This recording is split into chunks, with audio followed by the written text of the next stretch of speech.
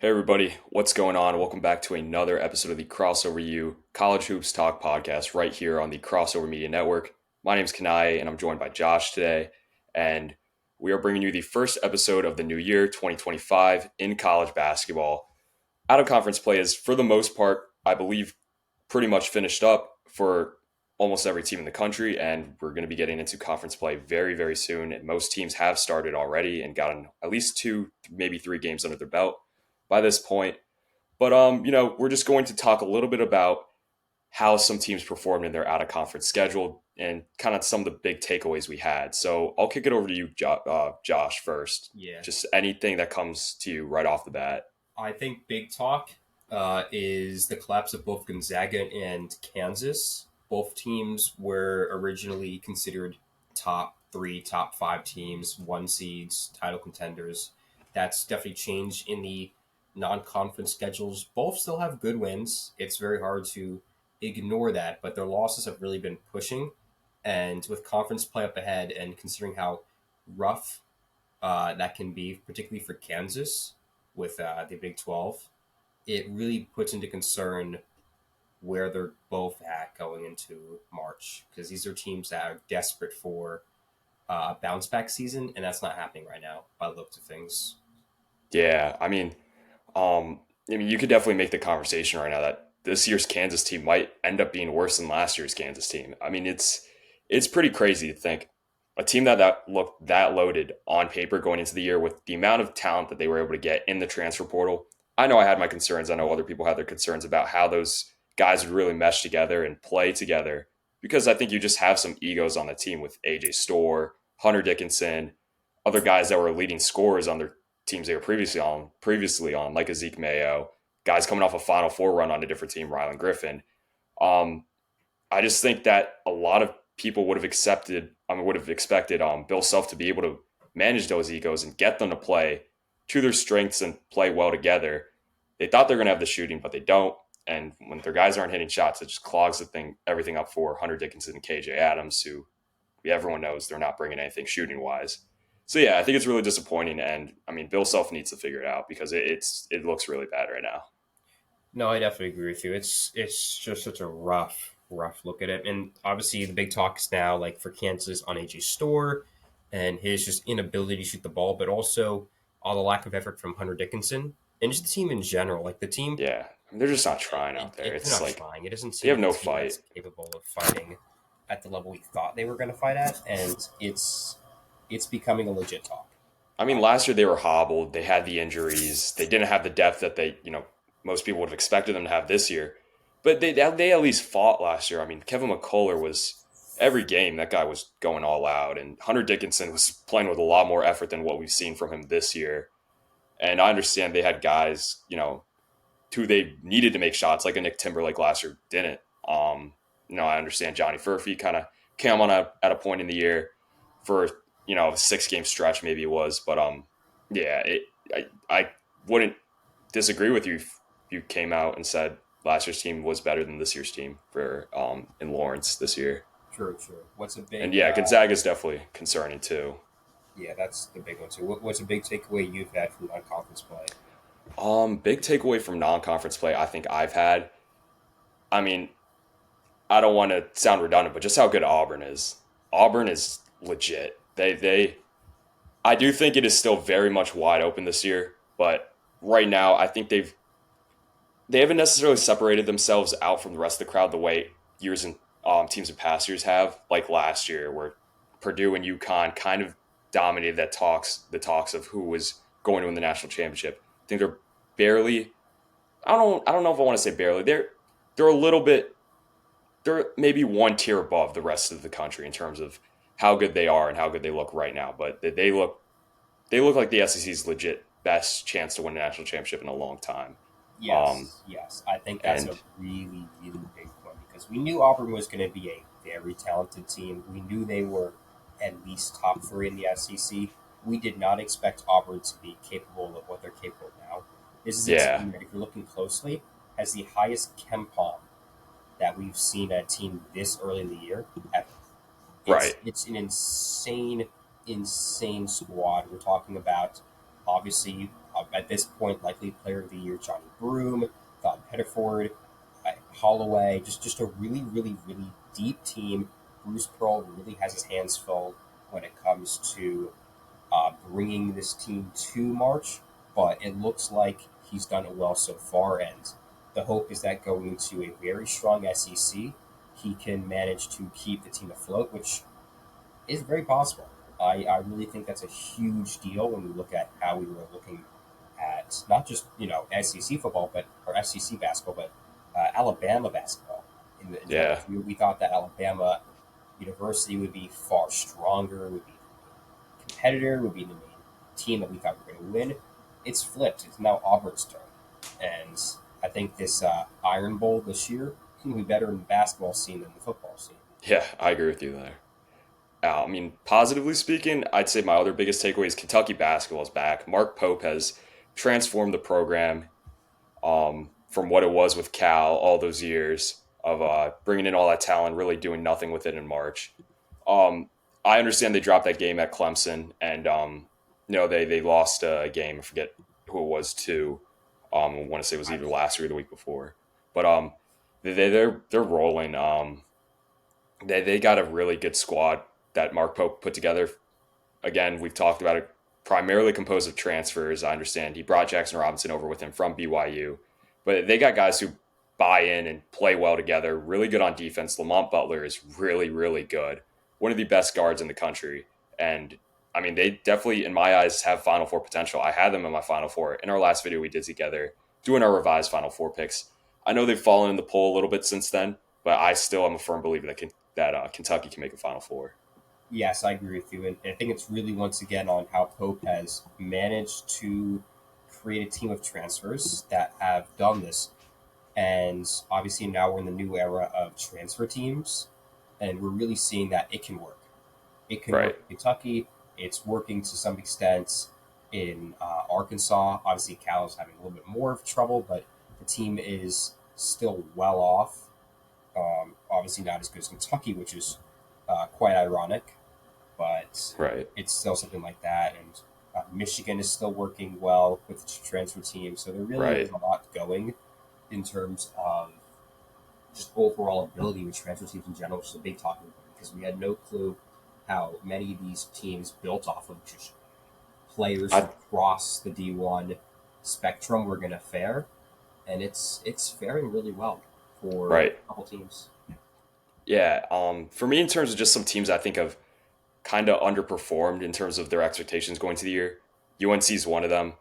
I honestly, I kind of expected to see this out of UNC. It is a little bit shocking just because I felt like RJ Davis's shot making ability was going to be enough for them to pick up more wins in out of conference play than what they did. Um, I know they got the win at Oregon, which was huge for them. Um, but I mean, Ellie Cadeau, he's been up and down this year, and it's been tough. I thought he improved a lot more shooting wise. You kind of saw it at the beginning of the year, not as much as of late. Seth Trimble has been a little up and down too. And I mean, I think Kate Tyson was just a miss in the portal for them, and they didn't address their need for a big after the graduation of Armando Bacot. And I mean, Arizona and Indiana, again, Arizona, you're really relying on what kind of night it's going to be for Caleb Love. I mean, like the other night, he had what was it, a 37-7 game? Yeah, he's going to have good nights like that. But there's also going to be nights where he shoots like 2 for 11 or 2 for 15. I mean, that guy's going to put up 20 shots a game. And if he's hitting, then Arizona's rolling. If he's not, then it's not good. And I thought Trey Townsend was going to be a little bit better for them. Um, and I mean, in terms of Indiana, that it's disappointing to see a program that should be one of the better ones in the country. Just Mike Woodson hasn't been able to produce. Of course, he's missed out on a lot of recruits, especially as of late. But I thought he did a really good job in the portal getting Omar Ballo, Miles Rice, but they just haven't been. I just don't think that they've met the expectations that even I had going into the season for them. No, I definitely agree with you. And honestly, all those teams, and maybe you can add in a few other disappointers that have really fallen from glance as of recent, like even Wisconsin too a little bit, had a very Yeah, strong high, and then very, very quickly tapered off before even conference play could start. Something that really concerns me because they both struggled in conference play in the Big Ten. But going back to your point on those teams, yeah, it's very rough to see, at least from like the standpoint of like a fan, for either the two programs to have two what were considered to be possible top 10 teams really on the verge of missing out on the tournament altogether this early in the year. Which, Yeah, yeah, that kind of happens sometimes, and it's going to put Mike Woodson in the hot seat. It's going to put Arizona back on the hot seat of, was it the right move to the Big 12? It's going to really consider the capabilities of Caleb Love going into the draft year, and really, really push the opportunities for UNC in particular of how they will be able to move Duke in future seasons. But that pretty much puts whatever we saw with the non-conference play in general. If you have any major takes, please leave in the comments below. We definitely want to hear more from you guys about what you saw about a really good non-conference this year. I really did enjoy a lot of those games, which definitely fueled this channel going forward. right. Right. Luckily, we have finally reached the conference play, so very big pat on the back. Thank God we are here, and we're gonna be walking into really, really, really important games starting just this week, which is great for all the fans who kind of had to sit out the past week for the holidays and watch these smaller non-conference games finish up. And now we have the big ones. So we want to go over the top five matchups for this week. Uh, Yeah. which do you want to start off first with what you got in mind? Sure. I mean, the first one that I mentioned off recording to you was the sorry, I'm trying to find it. It was the Illinois Oregon game, which is actually tonight on the day of this recording, January 2nd. That's gonna be a really big game. I think it's gonna give me a really good give everyone a good idea of how legit Oregon really is. Um, Obviously they played really, really well in their non-conference play. They are top 10 in the AP poll right now. All five of their scores are averaging double figures. They got a guy coming off the bench too, who's right there. Um, Biddle's been really good, averaging near a double double every night. They have good shot making from TJ Bamba and guys like that, and I think it's going to be a really good matchup with Illinois. Kasparis Jakuchonis could be in the running for freshman of the year. He's played really well this as of late. He's going to be a lottery pick. Kylan Boswell has talked about this being the most fun he's ever had playing basketball, and I mean he's looked really well. He's looked the part. He's played really well this year for them, and Brad Underwood just did a really good job rebuilding this Illinois team from what they had last year, a very competitive Illinois team that made it to the Elite Eight. So I think it's gonna be a fun matchup tonight for sure. Definitely, yes. Would I really put it past Oregon to win this game? Not necessarily. I mean, Illinois really has the talent. So overall, obviously, you're playing in your home court, and it's a first time matchup to really see Illinois play in this new Big Ten going across the continent to fight Oregon. In terms of predictions themselves, I would probably put Oregon as the favorite just based off home advantage. Yeah, me too. But I really wouldn't count out Illinois. They've done very well in non-conference and neutral courts, and like we said before, Jackie Chonis is a very, very talented player at his Yeah, young age. So watch out for that. Another huge game to talk about is Florida at Kentucky at 11 a.m. on January 4th. yeah, So a little bit of an early wake game if you really are up for it, but it's a huge one. This is a big, big test for Florida, who's walking into three straight ranked matches in the SEC. So a huge testing point for them. We'll really see how they face. And Kentucky's probably the biggest one of them all. Kentucky fans are definitely looking forward to seeing how they play in the SEC. Obviously, last year had some issues with how Coach Cal was running the team, and that led to a couple unfortunate losses. LSU for one. But this new Pope-led squad feels more legit, as we've mentioned before, and there's definitely a huge opportunity in taking down Florida this early in the season, which can skyrocket them back to the top five. yeah, definitely. It's gonna be a game that I'm definitely gonna try to tune into. I know it is an early tip off, but yeah, I definitely Florida's looked really, really good as of late. you had a great take on that going into this year in our preseason predictions. That was one of the better takes I've heard across college basketball media this so far this season, and it's aged really well. But I think we're going to be able to see how legit Florida really is once they go and play Kentucky and Mark Pope. I know they got some really big games coming up Florida, so I'm definitely going to be tuning into those. Really, I'm just really excited to see how Walter Clayton and that crew can really play against good comp. So very True, excited. true. Another big game that we're looking forward to is Oklahoma at Texas A&M. I will note that this game, which is taking place on January 8th, will come in lieu of a huge game for Oklahoma. We'll be going on the road to play Alabama. We'll ignore that game for the time being because I still expect both teams to be ranked in the top 20 come the matchup. And this is really definitely a battle of guards. Can Wade Taylor the fourth step up and be the SEC Player of the Year hopeful that we think he can be, or is Jeremiah Fears that guy? Right. Yeah, Jeremiah Fears, he's been insane. I mean, that Jumpman Invitational, he really brought it against Michigan, and that guy's got big time shot making ability. He's going to be lottery pick for sure. He's going to be making a lot of money in the NBA next year. It feels like the next version of Trey Young, considering the Oklahoma Yeah, past. And this is once again a huge year for Oklahoma. Obviously, the transition to the SEC is big, but also, if you recall, last year they were in a very similar spot. They were ranked in the top 15 going into conference play, and they just couldn't find it in the Big 12. They ended up just missing the 12. So there is definitely those concerns in the background. And if they can keep it going with a win like this, then the win will be to their back, and they can definitely start moving forward in a very rough SEC to ended up making it to March, as we expect them to. But, right. any others you got on your minds? Um, I think you pretty much hit on everything, unless you had any more. I had a couple in my mind that I were thinking with just like real tester games for some of the bigger talents. So a huge game up and coming on 7th, or on the 4th, I should say, is Duke at SMU. SMU is being viewed as a possible tournament team at the moment, and obviously, in order for Duke to stay in the one seed consideration, there's definitely a rough away game. This is SMU's first time in a Power Five conference, so we'll also see how they do.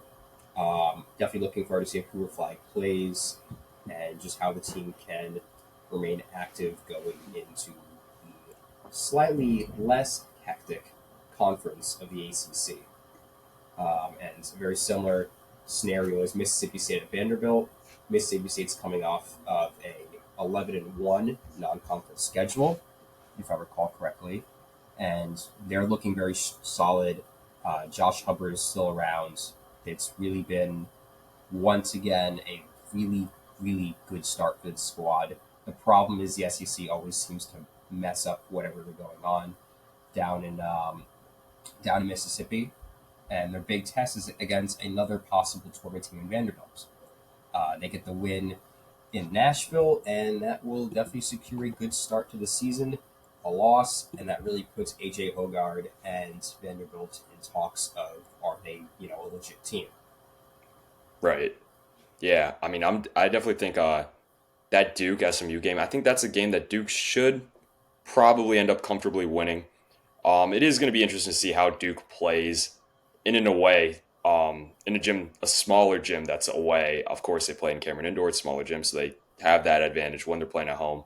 But just to see how they play in a smaller stadium, smaller arena on the road, and SMU, like you mentioned, first year in the ACC, they're going to be looking for that first staple win, that big resume building win, and they're probably going to come out firing right away. So yeah, that's definitely could end up being a trap game, like you mentioned, but I think Duke should probably win. Yeah, and I would say the same thing Mississippi State with Vanderbilt, but these are like trap games that I would tune into with Yeah, various intent because you never really know when these teams are going to fall. It is the start of the conference play. There's always these big upsets. It happens every year, and that's the big thing that personally I'm looking forward to. I want to see a couple good upsets, yeah, but that'll actually have us transition over to our bold takes. Obviously, we talked about some big games. Now let's talk about some big takes. What are we thinking right now for our big Power Five conferences? Because there's a lot of Right. things that we can talk about. And there's a lot of considerations we're having. So, Kanaye, take a conference, and what do you think? Well, I guess we might as well start at the top with the SEC. It looked like the best conference in college basketball this year. Um, in terms of my bold take for the SEC this year, I think Florida wins the SEC. I think that I mean they've looked so good in out of conference play, and I mean it's a conference I think is pretty open among the teams that are contending at the top. And I know ESPN bracketology has 13 teams making the tournament, but I think this is a league that you're not going to see number one overall seed come out of just because of how competitive it's going to be. I think there's going to be a lot of losses to throw around from these games. And I think there's so much parity across the conference. But I really like what Todd Golden's been doing down in Gainesville. And I mean, I think Walter Clayton Jr. I mean, he's looked really good this year. And you know, I don't know if I want to count out Auburn, but I think if we're talking bold, I'm taking Florida winning the SEC. Yeah, that's definitely a bold take and a fair take, too. Once again, we'll have to see how they perform in these next three games. Honestly, if they go 2 for 3 even, I think that would be enough to validate your reasoning. My bold take is honestly going back to your take before how ESPN is currently considering 13 teams for tournament bid at the moment, with a couple on the outside looking in that are still within reach. I wouldn't say more than 10 make it. I really don't see the level of cannibalism that's going to obviously occur at such a strong and deep conference being put into consideration come March. I mean, the selection committee can still consider higher talented teams with worse records as better than less talented teams with better records, which they've always done. But I just see it as being too egregious in this scenario. And we've never seen this many teams. It's just never been shown at this level. Obviously, the SEC and the Big Ten and all these other teams have added on more schools in the previous years, so there is that to consider. But I just don't see it. It's really, really hard to consider what these records will even look like when we're looking at so many teams that are possible tournament squads that it just doesn't really make sense to, come March, look at these teams in general, and assume just from the fact that they're in the SEC that they're just a better squad in general. Which Right. I think it definitely makes a point because we've seen this before with the conference is better, therefore the teams are better, but that's never really always the case. And I think that the selection committee will see through it come the time, and I just don't see it being as many as they are. I think there'll be a couple teams chopped down. There won't be too many. I think maybe 10 is what I'm expecting, maybe 9 at most, or 9 at least. But anything above like 12 is pushing it for me. Yeah, no, I agree. I think 13 teams right now it looks realistic, but I just can't see. I don't even know if I see 10 teams making it. I agree with you. Maybe 9, maybe 10 at most. 10 at most, I think, is what they get in terms of bids into the tournament. Yeah, But no. in terms of did you want to go hit ACC next? Yeah, let's hit ACC. All right. I got a really solid bold take. I think Pitt ends up with the second best record in the ACC. I think they're number two. I mean, we really saw a solid Pitt squad in the first half of non-conference play. They did fall off very slightly, let's be honest, but their wins are hard to ignore.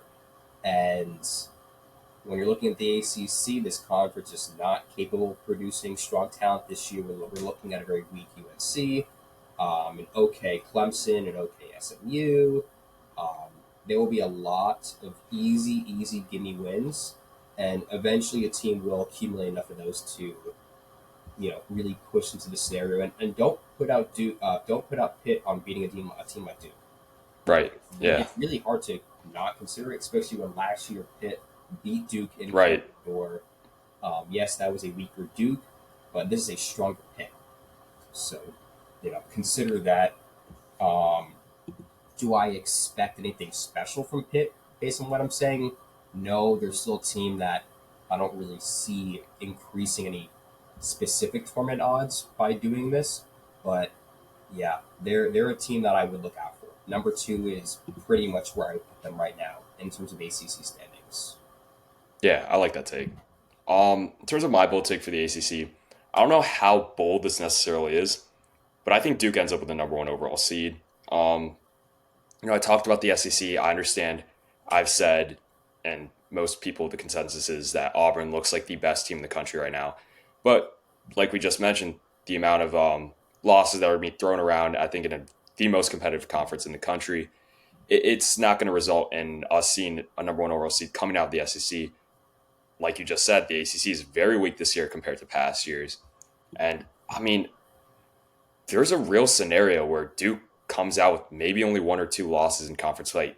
There's even a world where they go undefeated in conference play, I think, which I don't love saying. I don't like Duke at all, but no, there's a world where that happens. And if that's not a bold enough take, then ESPN bracketology has five teams from the ACC making the tournament. I'd say maybe only two or three make it. Yeah, and I hear you out on that one as well. And it really is a good opportunity for Duke at this moment because once again, this is a very weak conference, and if Pitt is your second best team, no offense to Pitt, this shouldn't be the problem. Like this should not be a Yeah, problem conference. Your hardest games are past you. Now it's time to rake in the good games and get the good wins in for March because you're going to need them. What conference do you want to move on to next? um, guess we might as well hit the Big 12. Yeah, that's a Turn fair it one. to yeah, I'll turn it to I you. agree. See what your take I know. is.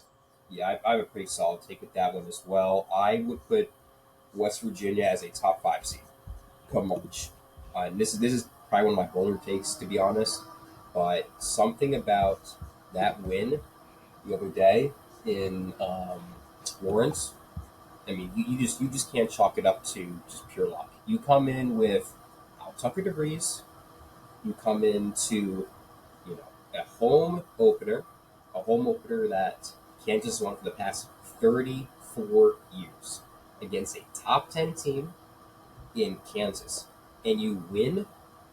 It doesn't make sense to ignore West Virginia anymore. They have wins against Kansas and Gonzaga in not even a neutral floors anymore. Now we have one of a top 15 team, top 10 team, possibly on their own home court in one of the hardest places to win a game.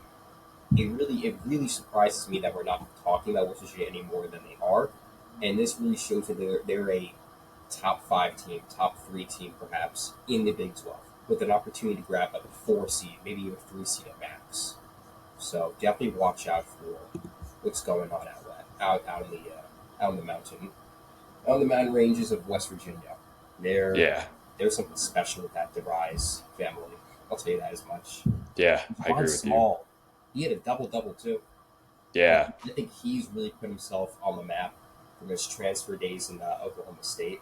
He is really coming out as a solid duo player alongside Tucker, and this is a team that you really got to talk about. yeah, I'll keep repeating it to the day I die. yeah, I agree. I mean, DeVries has completely brought back West Virginia. Tucker's, I mean, that guy can go and get you a bucket.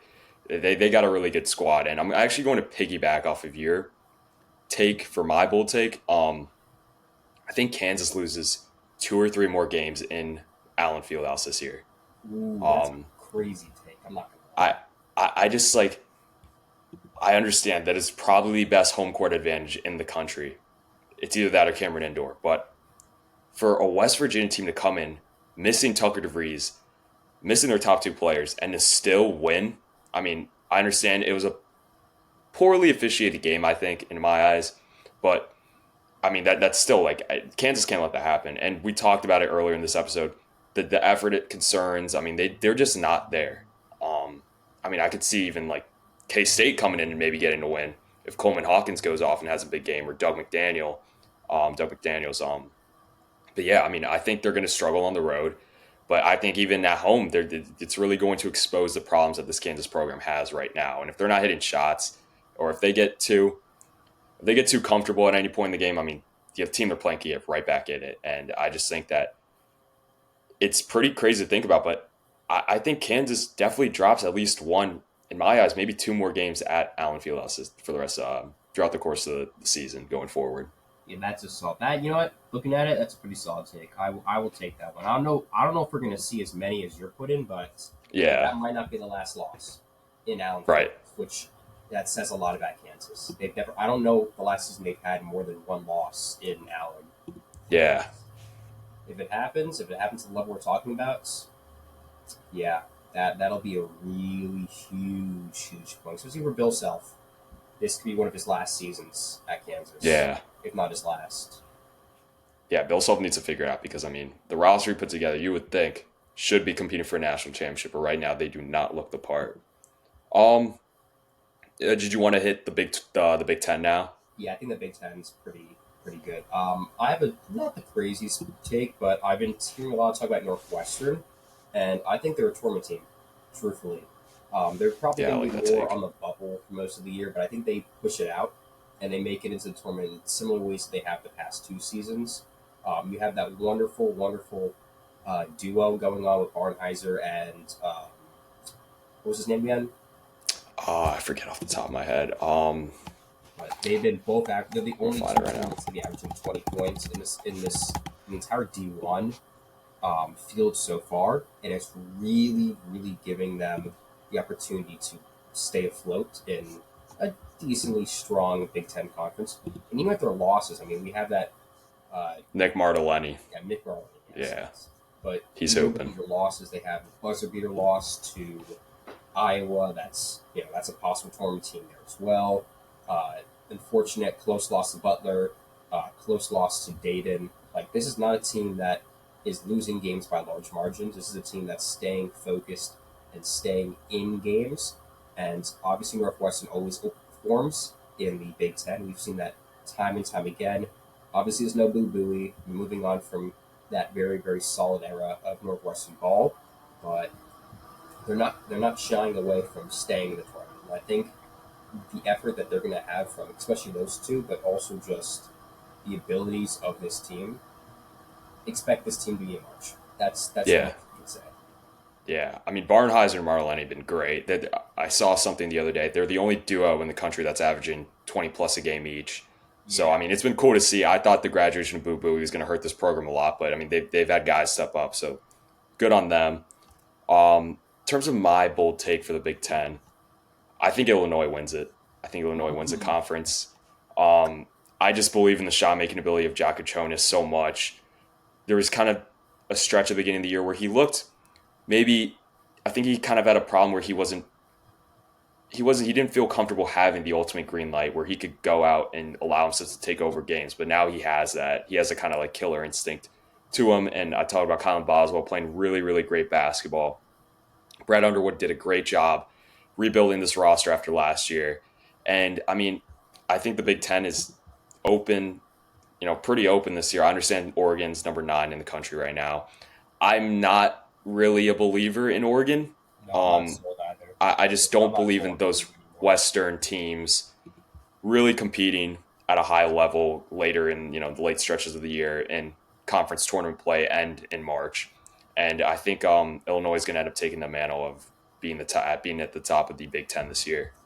That's a fair take. I honestly would parody that one as well. I mean, Purdue fell off in my book, so I don't really see them pulling it off anymore. And Oregon still has a good chance. Let's be real. But in terms of the front runners, I think Oregon takes the cake at the moment.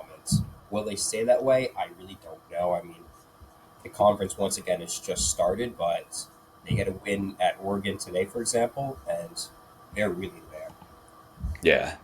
So I guess we'll move on to the last conference. Or did you want to hit Big East really Oh yeah, quick? that's the last one. Yeah. Yeah, which Um. you go on that. All right. In terms of my bold take for the Big East, this is tough. Not sure. I can start first. I I have mean, I have yeah. If you want to go first, I'm curious to hear your take. I'm kind of yeah still I have thinking of I mine have at the moment. one I have one that you like. If he remains uninjured, I think Liam McNeely can win Big East Player of the Year. I think Really, yes, over Alex Caravan. I think it's definitely a show to it. I mean, they'll both compete for it, and obviously you can put in Cam Jones at Cam Jones, yeah. Marquette and Kadar Richmond and really a slew of other candidates. But right now, Liam McNeely is playing ball for a freshman, at such a good level. He's averaging almost 14 a game. Obviously, like I said, if he remains uninjured, get an injury. At DePaul, we don't know how many games he's going to miss, if he will miss any at all, but the injury doesn't appear to be as bad as it's being portrayed as of right now. Um, but if it remains to be seen that he can play most, if not the rest of the entire season, he can definitely pop off in a way that might overshadow Alex Kerman. Not to put offense on Alex Kerman, he's had some really, really clutch performances in Right. the Butler game, for example. But he can, at least on McNeely's side, push that agenda forward of McNeely being the top freshman recruit that UConn was needing to push into the new age, post Klingon, post Adama Sanogo, and really everything that UConn has had in the past. Yeah, I mean, I like that take. I think Liam, I'm still waiting on the injury status for Liam. If he misses time, that might affect it in terms of his potential to win a Big East Player of the Year. In terms of my bold take, I, I think I think we're gonna see a I think we're gonna see St. John's sweep either Marquette or UConn this year in conference play. Um, I just think that I understand they don't necessarily have the shooting that I think Rick Pitino would like to have this year. They're just a legit knockdown shooter. I think they want Brady Dunlap to be that at some point, but he comes in at stretch. He's able to hit shots. I think in the next following years he'll become that. But I mean, especially for UConn, I just think the size of St. John's backcourt is in that 2-3 zone press that Rick Pitino loves to run that kills. It's not necessarily to force turnovers, but just to make it harder for the teams to get past half court and burn the shot clock, so teams have a tough time getting into their sets. Especially for UConn, that has a smaller backcourt and isn't able to get into their sets as crisply as they were the past 2 years with the larger guards they've had, like Tristan Newton, Andre Jackson Jr., Steph Castle, Cam Spencer. I mean, they have to run their offense out from so much further out than they did last year, and it takes a lot. They're a younger team, so they don't run them as precisely as Hurley would like them to, and I just think that it could cause a lot of problems for them. When they play at Gamble Pavilion, it's going to be tough just because of the atmosphere, and UConn always thrives off of games at Gamble Pavilion with the crowd environment. But I think that could definitely pose some problems for UConn or Marquette. I understand Cam Jones is really, really tough to stop. I don't know if you necessarily can. You might just, in terms of how well, probably try to win the game in terms of how well you can contain him. But they've had guys like, you know, Chase Ross, Stevie Mitchell. They're a little up and down at times. David Joplin, he's pretty good at the four, but I could see St. John's causing some problems for Marquette and UConn in conference play. No, And I hear you definitely. I mean, we're also remembering the fact that St. John's has really had, besides their losses, they've really had good performances in many of their wins, and even their losses. I mean, the Baylor double overtime loss, their recent 1 point loss to Creighton. Like, once again, competitive in almost all their games. They haven't had the luck on their side. This is almost like Michigan State from last year with luck. And if they hit the right shots and they get the right timing, this is a team I see making it. I mean, I don't really know if they can sweep both teams. I would say they can at least win a game against either UConn or Marquette, but I would not hold it against you to believe that either of those squads can uh, fall a sweep to yeah, Red Storm. yeah. I mean, maybe just throw one more bold if that's not like bold enough. I mean, I think maybe there's a fair chance that a one seed comes out of the Big East. It's a pretty weak conference this Ooh, year. I mean, I think Marquette, UConn, if they take care of business in conference play, I think their out of conference resumes are strong enough to compete for a one seed once it comes time for selection Sunday. I think that's a bold take too. That's a bold take. Yeah, It's one that we're not really considering because obviously, like the ACC, the Big East is pretty much it's very top heavy, very talent, top heavy. very top heavy. But the thing is that unlike the ACC, there are two, if not three, really good teams that could force their way in. Unlike the ACC, where it's really just Duke, this kind of could change things. Obviously, if one of those two teams really falls in the coming months and one of the rises of those two teams, I don't really know which one I heard. UConn recently has shown they can do that, but um, Marquette's been a 2 seed the past 2 years, and they look really good this year. So, of those two takes, I think I actually like your second one. I really think Yeah, that's a very underrated take because we're looking at a possible power bank, depending on how things right. go coming in the future for both squads. And if Marquette can take advantage, if UConn take advantage, maybe St. John's, if they sweep, they can take advantage. So it's up in the air, I'd say. Yeah, for sure, definitely. So I think it's pretty much going to round out all of our bold takes for conference play as it starts. I mean, it's pretty much already started for most teams across the country. But I think Josh, if you wanted to share your screen, we're going to do a little bit of tier ranking in terms of some of the teams across the country. We picked out 20 teams that we're going to rank based off of how well we think they can contend going into March. Yep. And we put them on a set of 6 tiers, being the title contenders, obviously teams we expect to win or could win. Final four teams, so teams that might not make it into the national championship game, might not win it, but are possible Final Four teams that can really surprise people come March. Second weekend teams or teams that will probably win a game or two, but very likely are out of it in terms of the Final Four. It's more likely, so teams that are just expected to make this tournament, but maybe not like teams that can go far. The hopefuls, so the bubble guys, and then teams that are just well out of it, the trash. So Yeah, I guess we'll start off with the big talk of the town at Auburn. I mean, this is kind of easy. yeah, no debate there. So, and then honestly, a very similar talk with Yeah, while Duke. we're I at it, think yeah, Duke is another title contender. I like their talk. What do we think about Iowa State? Iowa State. I think they very much are title contenders. I know they had that really tough game against Auburn, but I mean they were up. What was it, 20 points in Maui at one point? That I is mean, true. so Yes. if they're able to, lock in and not really get content in that game, they could, there's a world where they win that game. And we're talking about Iowa State looking like the best team in the country. But I I know. mean, I they know. played really well. Tom Lipsy, um, Mom Silovich, and TJ Osselberg is one of the best coaches in the country. And I don't see why Iowa State can't contend for a national championship. I'll hear you out. Yeah, and I definitely agree. I mean, I've been told that Iowa State is a number 2 team as well. I mean, which definitely puts into perspective with Tennessee. I'm very low in Tennessee. I would personally rank them in second weekends. The offense has kind of caught up a little bit. Obviously, they're still undefeated, but their very close win to Illinois kind of puts things into a little bit of a concern. Do I Right. think they, stay in this number 1 spot, number 2 spot, perhaps for a while, perhaps? But the SEC is a juggernaut, and I don't really know Yeah. if that's gonna do much in terms of their helping. It's going to expose. It will definitely expose a lot of teams, and I think Tennessee will be part of that list. That said, Yeah. though, it's still a Final Four team to some people. So Yeah. I think I have Tennessee. I don't think they make a Final Four, but I do think they are a Final Four contender. Chaz Lanier's played great. Zakai Ziegler, he's one of the best. He's one of the best winners in the country.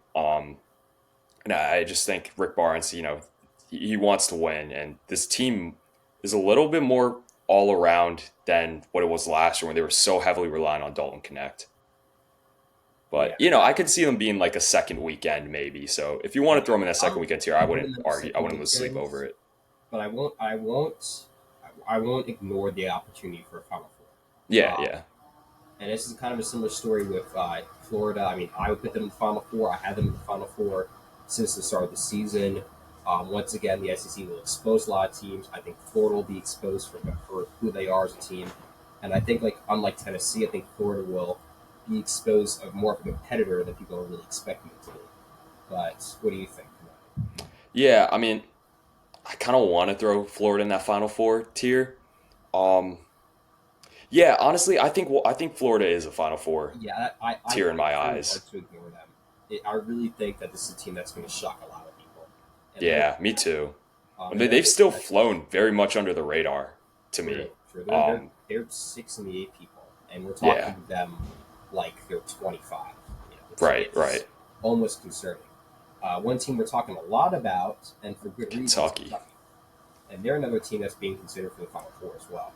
Do you think they make it that way as well, or are they? I think they definitely can. I had them in my Final Four. My revised picks in our last episode we did together. I'm going to stick with them. I believe in Mark Pope. I I talked think about the point guard concerns. I know Kentucky fans in the comments weren't too happy with me saying they didn't have a true point guard, but Lamont Butler's looked the part. Jackson Robinson stepped up when Lamont wasn't healthy. And I mean, they have a squad. yeah, no, I definitely agree with you. This is just more of a mysterious choice with BYU. They've gone into non-conference pretty under the radar. Once again, only 2 losses being picked up. Um, and the Big 12 will once again give them opportunities to win a lot of games. Where do we see them? I personally put them as a hopeful. There's once Yeah, again so much talent in the Big 12 that they can really ride the wave of success, but right. it's the lack of Yeah, conference that really puts them down as of right I, now. I think I think I'd probably put them in hopefuls as well. Yeah, I don't necessarily think their losses in non-conference play were that bad. They were both quad one games at Providence on the road. The Dunk. I understand Providence hasn't been good this year, but that's still a really tough place to play. And I know the atmosphere in that game was really good. That they did lose by a good margin, but I think that's just one you got to chalk up and just keep moving forward. Ole Miss, Ole Miss is a good team this year. They're top 25, and I don't think that's a bad loss. But yeah, they definitely need to make some noise in conference play. But a guy like I like the Fedor, yeah. he could light it up and definitely go on a little bit of a run in March if they get in, Yep, yep. or Egg or And Demon. My mistake, no, you're right. not Fedor. And Yeah, another interesting team to talk about is Maryland's. Um, I would actually put them as tournament likely. They I agree. feel Yeah, they feel like a really solid team. Derek Queen's performed well. I'm liking just how strong they've been non-conference wise, and they look really, really prepared for Big Ten play. This team does yeah, not they do. feel anything like last year's. It was even for like 2 years ago's team. This might be Maryland's best team in a while. And Yeah, there's a reason I put them in second weekend as well, but I'm not so sure yet. I'm not really on the Terrapin train as of right yeah. I don't believe they're a second weekend team. I think they definitely have a chance to make it to the round of 32. Jacob Gillespie's played really well. Kevin Willard has a good squad this year. Derek Queen, he looks like now. he's Derek, one of the best freshmen in the country. He's very composed in the post, really skilled with his footwork, and he's going to be a really good NBA player. yeah. And then turning to another interesting pick is UNC. They just came off of a pretty devastating loss to Louisville. They have 5 losses on the season so far, just 6 wins. The wins haven't really been the most notable, but it's still a team that we view in an okay light. Obviously, we've talked before about the depressing just fall off that UNC has had in Yeah, non-conference play, but this is the team that still people are seeing as a tournament likely, hopeful, but will the ACC give them the boost they need? That's the real question. for me, I think I slot them in the trash tier. Ooh, that's a little bit bold. Yeah, I'm putting them in the hopeful. Put them behind BYU. I still see this team making the tournament at the end of the day, but it's they getting just closer than it should be. It really they should. just don't have the front court. I mean, and Cade Tyson, I mean, he's just not there. But he's not what they needed him to be. And I thought Seth Trimble and Ellie Cadeau were going to be able to do a little bit more than what they have. They haven't necessarily been bad. Just I expect a little bit more of a bigger leap from those two. RJ Davis, I thought it'd be enough his scoring output, but I guess Hubert Davis didn't do enough in the portal. I don't think he's done well in terms of how he's coached the roster that he was dealt this year. True, true. It'll put them in some hot seat talks for a little bit if they don't make the Yeah, tournament. Which this is looking a lot like 2022 when they were yeah. I mean, you're always in the runner-up hot in seat in Cumberland Carolina. and didn't make it. I don't know if it's anything going to be like that, but we're in a tough place. And another Yeah, tough place to be in right now is Arkansas. right. Cal has pushed them into a top 25 tier, but it doesn't really feel that legit as of right now. I don't really Yeah, know I'd say they're. Arkansas. I'd probably say they're. Uh, I'm hovering back and forth between turning likely and hopeful. I mean, Boogie Flynn is really good. I don't think Carter Knox has been the guy that most people thought he was going to be going into the year, but DJ Wagner has looked a little bit better. I know that Visage is decent. I just don't believe in Cal. I think I'd say I'm hopeful. I think I'm going to put them in tournament likely, but behind Maryland. They're definitely a team I mean, that I think they do make the tournament, but I just don't. I think they lose like first, second round. It depends on draw. If they get a Power Five team in the first round, they're losing. I think. I think even a good G5 or non-powered conference team could definitely take them out in an upset win. Yeah, I mean, yeah, Cal they could. just came off of a season exactly like this. Right. It's not a Ben Smith to believe that he hasn't learned this lesson, and will need to learn it at a new school and in a new environment. Yeah, Um, but going under the radar a little bit, we have Michigan State. I'm putting them second weekend. I agree. I Yeah, really, give me. I think this is Izzo's last great performance. I mean, he's going to put on everything he can. This is a team that could be Final Four bound if you're looking at it at the statistics. I mean, Cohen Carr has just come alive finally for the team. I mean, obviously, the loss of AJ Hogard was supposed to be, you know, just a downing effect, but it hasn't appeared to Right. be that way in any light. And they're a top 15 team to most people right now, and I think that's going to stay very much the same going into and finishing up with conference play. Yeah, So I agree. I they're up definitely in the agree. air. Where do you put them? Yeah, I mean, I'm totally with you on the second weekend. I think Tom Izzo, he's motivated. He doesn't have much time left in terms of how long he's going to be coaching. So I think he's going to put a lot into this team. They've looked a lot better since some of the early stretches of the season. But they have some solid guys. Jaden Atkins, Jackson Kohler's been decent. And yeah, Cone Cars, like you said, come along as of recent, and I think they definitely. I don't want to count out Tom Izzo in March. True. It's impossible to forget about Izzo and March. Do you think though that they're a better second weekend team than Tennessee? No, just because Tennessee has a better roster on paper, and just shooting's so important in March, and Michigan State does not have shooting. I hear you. I hear you. We'll put Miami in the trash. We'll also Yeah, I mean, the loss of just now Jim Morenga right. is really rough for Miami fans. But this season was nothing that they wanted, and it really Yeah, sucks to see another wasted year in Miami.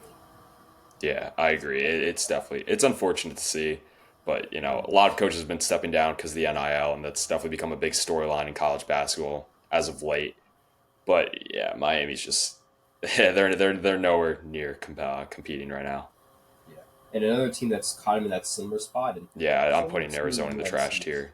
Yeah, we're putting a little better than Miami, but Yeah, they're like but they're like UNC but worse. I'll say that as much. yeah, They're a pretty team that's much. already lost in my mind. It would be fun to see Caleb Love and RJ Davis match up in March, but I doubt who knows if Had that Arizona even last makes. year. Yeah, Remember that we should have had it last year, but you Clemson out know, of the way. it's almost amazing how both Caleb Love and RJ Davis shot 0 for 9 from three in their losses in the tournament last year. It's something Um, to think about too going into this year. Which, yeah, but once again, two players that could have went into the draft that decided to stay in their teams, hoping that they could make yeah, it run to next year, and both of those teams have just fallen apart the seams. So, right, two right. regretted choices. But one choice I hope to not forget or to regret is where we put San Diego State. Obviously, they had a quite unfortunate loss at home against a really solid Utah State, but they also have a win against Houston. So I'm really not so sure where to put this team. The Mountain West is pretty much free at the moment, other than Utah State, and I don't really know. I mean, they're tournament likely, to my opinion, but I it's hard to agree. count out the opportunities of San Diego State. They always seem to go far as of recent. I don't think they're like 2023's version, but I think tournament likely, maybe like in between Arkansas or behind Arkansas. I'd say behind Arkansas. Yeah, I'd say behind Arkansas too. Yeah, Listen, it's a good team, it's close, but it's but close. It really depends on how they go in the Mountain West. This is not last year's Mountain West. There might be only two teams, maybe three at most, coming into March. So they can't lose any more games, really. It has yeah, to be win against Boise State twice, win against Wyoming twice, and maybe get that other win against Utah State, and then pray to God they make it to the finals for the conference tournament. right. At least That's going to be a that's must. A team though we can probably ignore from that conversation is IU. Yeah, I put them in the trash tier. They're trash. I think I'll Yeah, put them between the two. yeah, There are I'd still slot them there too. small slivers of hope, but this team had no non-conference wins to talk about. It really, really looked bad. The Big Ten is not going to be friendly to them.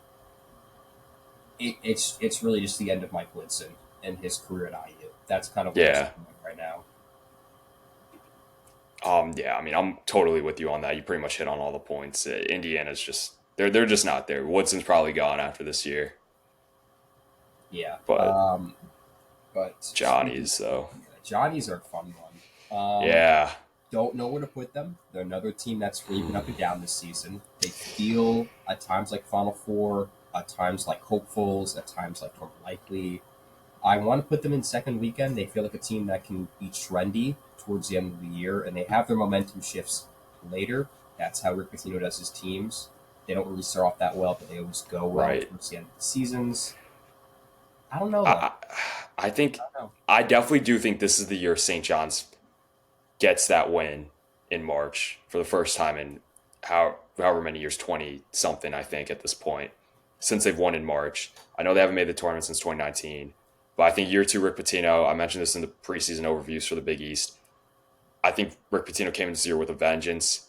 Um, and like you mentioned, slow starts, very common theme with Rick Pitino teams, but I think they're going to come along. I mentioned my bold take. I think there's a chance they sweep either Marquette or UConn in the Big East regular season this year, and they definitely can compete for a Big East championship both in regular season and in the tournament. Um, in terms of March, it just the lack of shooting really concerns me. I want to put them in second weekend. I think I probably would end up slotting them there. I think I'm gonna put them there Um, too. I'm putting them it at just the bottom of the list. I think they're. if they can hit shots, they're a second weekend team. If they can't, I don't know. I mean, But Kagari Richmond needs to step up a little bit more. He's kind yeah, of not looking the part of the number one transfer in the country, and if he wants to keep his record and his legacy going, he's got to do it for St. John's. yeah. I mean, he's one of my favorite He, players I've he needs to watched. lead that team. That's the truth of the matter, in my opinion. Yeah, I mean, I followed Kadar ever since he was a freshman at Syracuse, and he was. I mean, it was fun watching because he was the only guy in Syracuse that year who would go to the basket, and tack. But yeah, it would be very unfortunate if Kadari Richmond ends his college career on a sour note. So I really do hope that St. John's can make it to a second weekend, unless they have to play UConn somehow in the tournament. But but yeah. I think Rick Pitino's going to figure it out. I think they definitely win in the tournament this year. But yeah, I'd say second weekend. Yeah, I think it's definitely a good solid. And at worst, it's tournament likely. They feel like a tournament team right now, which is nice to see. Right. What would you say about St. Mary's College? Obviously, we Um. talked about Gonzaga being weak. There's now an opportunity for St. Mary's to walk into the WCC with more of an opportunity. They feel like a hopeful to me. That's where I'm Yeah, at. I agree. Their I mean, losses are a little bit concerning. Don't get me wrong, but St. Mary's has always had good teams that have walked into WCC and have dominated. They typically win all their games, but the Gonzaga games, and even with right. Gonzaga, they win like one of two. And Yeah. if they keep that up this year, plus making it to the WCC championship game, I think it really goes. And if they get one win with Gonzaga, one good win, that should be enough to keep them in. I'll put them in a hope for right now. Yeah. No, I Honestly, think that's a good place for them. I mean, I think I'll they've put had them Gonzaga's. Ooh. I overview. It's hard to say because I'd say under BYU. the other BYU and Yeah. over UNC. I think that's more of a fair choice. Yeah, I agree. I mean, St. Mary's has pretty much had Gonzaga's number for the most part the last 2 3 years. But yeah, they've done well with their international players they brought in. But I think a year where Gonzaga doesn't look that good. They've had a lot of turmoil in the program just for them not playing up to the expectations that they kind of had going into the year, and especially after that opening night win against Baylor where they won by almost 40. Um, I just think that St. Mary's definitely has a legit chance to beat Gonzaga once, twice, maybe again if they meet up in the West Coast Conference Championship game. So yeah, I think definitely think the tournament hopeful. True. Houston. Okay, this is a little bit of a bold take. I put them in the Final Four. I Final mean, four. Wow. I know, Um, but they're I a think they're more so second weekend for me. mm, I just LJ Cryer is a very, very good player, but I don't believe in him when you're solely relying on him to make shots in March and kind of do a little bit more in terms of the playmaking duties. I think losing Mark Sears hurt the program a lot. But I also don't want to count out Kelvin Sampson. Would I be shocked if they end up in a Final Four? No, not at all. But I think second weekend seems to be like their ceiling for me. interesting because, I mean, I'm just using it based off of what I've seen from the stats. I mean, they have their three losses have been by a combined, I think, 11 points, and two have been in overtime, and they're the third ranked team in Cal. Like this feels like a solid squad. And the Big 12 is not as concerning as we thought. Arizona's not a threat. Kansas is less of a threat. The only That's true. real team that might stand in the way is Iowa State. And if we lose a game to Iowa State, lose a game to Iowa State. That's not a problem considering where we're putting Iowa State right now. The problem, though, in my opinion, is how far can Kelvin Sampson contend in March? He doesn't Yeah. really go that far as much as he should. Past 2 years, one seeds. Where have they ended? Sweet 16. Right. So I'll put them second weekend. I honestly would put them over Tennessee. They're like a Yeah, I trust Kelvin Sampson for sure over Tennessee this year but in it's my pushing. eyes. I think a couple good wins for Houston could really put them into that next tier going forward. Yeah. Yeah, I So agree. Yeah, that's a good. I think that's a good place. moving on to Dayton, where would you see them? Tournament likely. Yeah, it's more likely too. I think there's not much to talk about. I mean, they've had good wins. The A10 is Definitely. not exactly the strongest conference, but it's been pretty good this year. Right. Um, they don't really need to win the A10 tournament to make it in this year, which is similar to last year's standings. So I think I'll put them tournament likely, maybe over Arkansas. Yeah, yeah. I think that's a good spot. I don't really see them making it that far. Though. I mean, it's hard to really put Dayton in any other tier other than this. Yeah. I Uh, mean, Dayton's got a good squad this year. I mean, they had good wins. They blew out UConn and Maui.